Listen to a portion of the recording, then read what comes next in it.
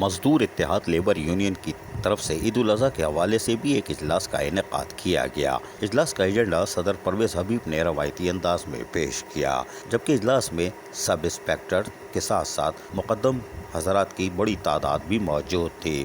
اس دوران صدر پرویز حبیب نے خطاب کرتے ہوئے تمام سب انسپکٹروں اور مقدموں کو مخاطب کرتے ہوئے کہا کہ ڈسٹرکٹ ایسٹ یعنی کہ شرقی کو کراچی کا ایک نمبر 1 ضلع بنانے میں اپنا کردار ادا کرتے رہیں، جبکہ دوسری جانب انفارمیشن سیکرٹری عارف بھٹی نے اپنے خطاب میں کہا کہ عید الاضحیٰ کے مذہبی تہوار پوری دنیا میں جوش و خروش سے منایا جاتا ہے کہ ہم پر بھی فرض ہے کہ ہم اپنی ذمہ داریوں کو نبھاتے ہوئے اپنے ملک اور اپنے شہر کو صاف ستھرا رکھنے میں سینٹ سالڈ ویسٹ مینجمنٹ بورڈ کے تحت بلدیہ شرقی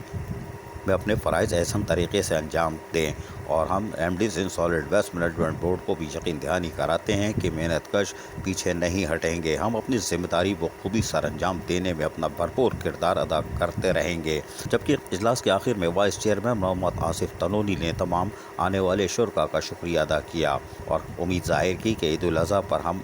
دل جمعی سے کام کر کے ضلع شرقی کو صاف ستھرا رکھنے میں ماضی کی طرح کامیاب ہو جائیں گے۔ جبکہ اجلاس میں جنرل سیکرٹری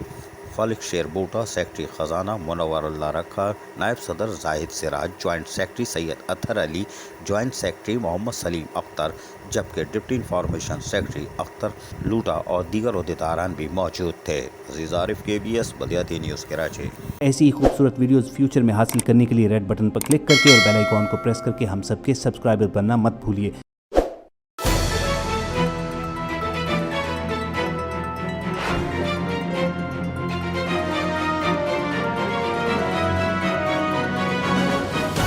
KBS